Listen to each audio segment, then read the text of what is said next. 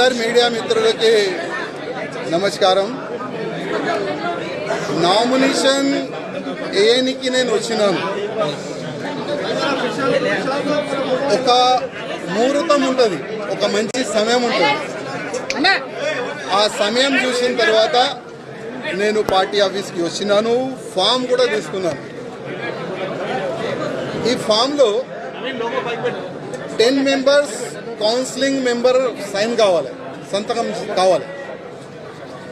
Already చాలా మంది మాకు ఆశీర్వాదం ఇచ్చే అట్లాంటి కార్యకర్తలకి మాట్లాడి ఇక్కడ తీసుకొని కూడా వచ్చినాం. స్టేట్ కౌన్సిలింగ్ మెంబర్ ఇక్కడ వచ్చిన తర్వాత వాళ్ళకి ఫోన్ చేసి పోస్ట్లో ఉంటావా, సస్పెండ్ చేయాలా అని వాళ్ళకి బెదిరించి ఇక్కడ నుంచి పంపించేసినారు. ముగ్గురు మా ఎంబడి వచ్చినారు. ఆ ముగ్గురే సైన్లు పెట్టినారు. ఇంకా దాదాపు 7 మెంబర్స్ సైన్ కావాలి. 10 మెంబర్స్ సంతకం చేసిన తర్వాతనే మనం ఈ ఫామ్కి మనం సబ్మిట్ చేయొచ్చు. కానీ ఆల్రెడీ డిసైడెడ్ ఎవరికి ప్రెజెంట్ చేయాలి, ఎట్లా చేయాలి అని ఆల్రెడీ వాళ్ళు డిసైడ్ చేసుకొని పైన కూస్తున్నారు. కానీ ఇవాళ కిషన్ రెడ్డి గారికి, అదేవిధంగా కేంద్ర మంత్రి వచ్చిన మేడం గారికి లిఖిత రూపంలో ఒక లెటర్ నేను ఇస్తున్నాను. కిషన్ రెడ్డి గారికి ఒక మాట చెప్పి వస్తున్నా. కిషన్ రెడ్డి గారు, మీ చేతి నుంచే ఇవాళ భారతీయ జనతా పార్టీలో నేను జాయిన్ అయినా. నేను నా రాజీనామా మీ చేతికే ఇస్తున్నా, ప్లీజ్ మీరు యాక్సెప్ట్ చేయండి అని కిషన్ రెడ్డి గారికి ఒక లెటర్ ఇచ్చి వచ్చిన, రిజైన్ లెటర్ పార్టీ. ఆ రిజైన్ లెటర్లో కింద ఒక మ్యాటర్ ఇది కూడా రాసిన, కిషన్ రెడ్డి గారు, పార్టీకి నేను రాజీనామా ఇస్తున్నాను, మీరు మీ లెటర్లో స్పీకర్ గారు కూడా పంపించేసేయండి. రాజాసింగ్ ఇప్పుడు పార్టీ సింబల్ నుంచి గెలిచిండు.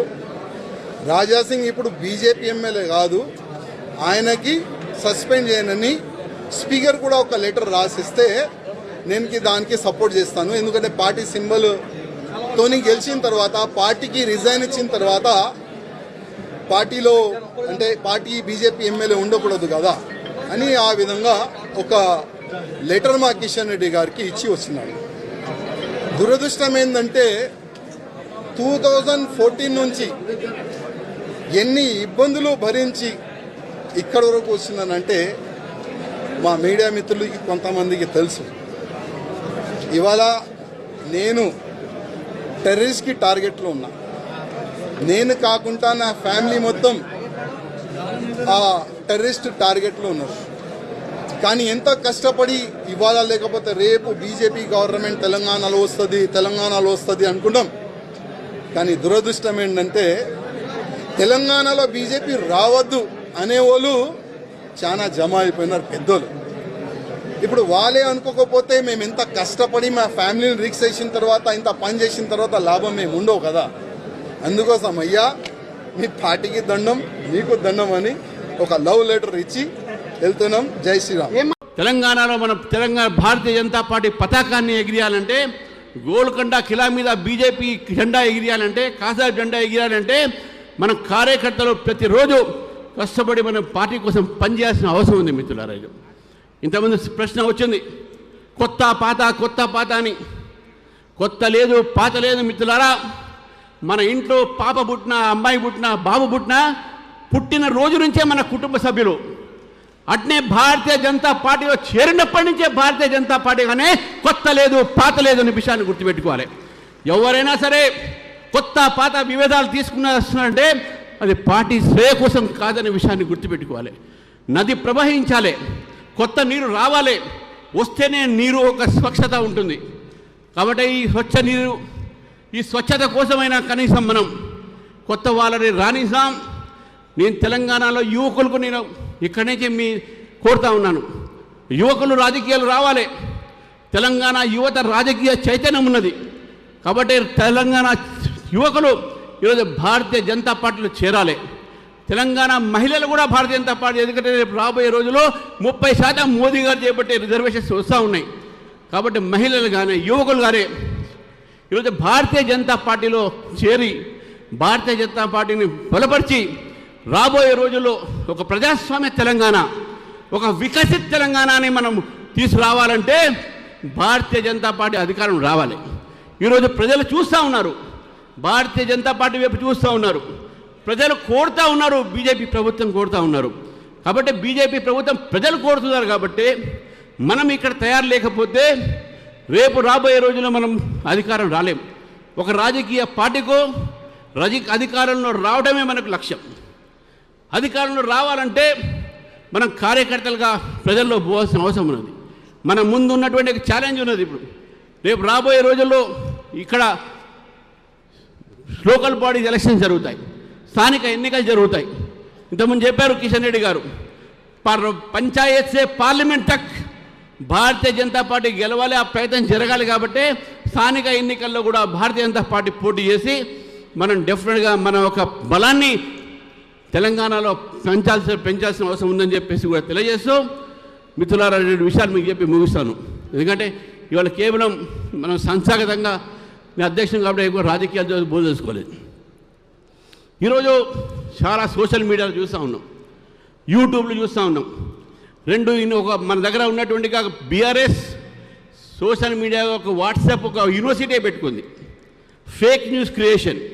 కాంగ్రెస్ పార్టీ అది కూడా ఒక పెద్ద యూనివర్సిటీ, పెట్టుకుంది ఫేక్ న్యూస్ కోసం. ఈరోజు ట్రోలింగ్ చేస్తాను సంజయ్ గారు చెప్పారు. ఈరోజు ట్రోలింగ్ చేస్తున్నారు. ఎవరిని ట్రోలింగ్ చేయనియండి.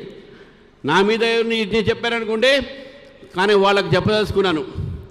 రామచంద్రరావు అనే వ్యక్తి నేను క్యాంపస్లో చదువుతున్న రోజుల్లో మీరు అనుకున్నట్టు సౌమ్యుడిని కాదు, 14 సార్లు జైలుకు పోయేసినటువంటి వ్యక్తి నేను. విద్యార్థుల కోసం పోరాడి పోలీసులు దెబ్బతిన్న వ్యక్తి నేను. నక్సలైట్ని అరెస్ట్ చేయమని చెప్పి జితేందర్ రెడ్డి మర్డర్ తర్వాత అసెంబ్లీ ముందు నేను ధర్నా చేస్తుండగా ధర్మారావు తెలుసు, పోలీసులు నన్ను లాఠీ చార్జ్ చేస్తే నా చేయి ఇరిగినటువంటి విషయాన్ని మీకు తెలియజేస్తాను మిత్రులారా. సిద్ధాంతం కోసము, కార్యకర్త కోసము మనం త్యాగాలేయడానికి సిద్ధంగా ఉన్నాం. అగ్రెసివ్ అంటే ఏదో గుండెలు ఇప్పి కాదు, అగ్రెసివ్ అంటే సిద్ధాంతం మీద నమ్మకమైన విషయాన్ని గుర్తుపెట్టుకోవాలి మిత్రులారా. ఇది అగ్రెసివ్నెస్.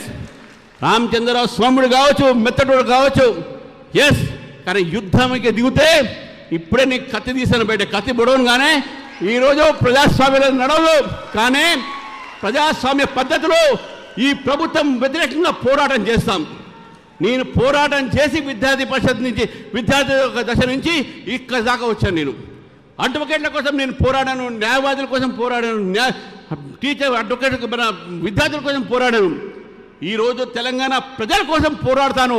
మీరందరూ కలిసి, నేను సైతం మీరందరూ కూడా నాతో కలిసి ఇక్కడ ఉన్నటువంటి స్టేజ్ మీద ప్రతి ఒక్క నాయకుడి యొక్క సంబంధించినటువంటి ఒక ఏదైతే మనకు ఈ ఉన్నారో నాయకత్వము కలిసి ఒక కలెక్టివ్ లీడర్షిప్తోని నేను ఇప్పుడు కూడా చెప్తున్నాను, నా నిర్ణయం ఒక నిర్ణయం కాదు, అందరి నిర్ణయం తర్వాతనే అది నేను ఎగ్జిక్యూటివ్ మాత్రం చేస్తాను. చెప్పారు ఇంతకుముందు లక్ష్మణ్ గారు, Ramachandra will only preside, collective decision will taken. Yes, it will happen like that.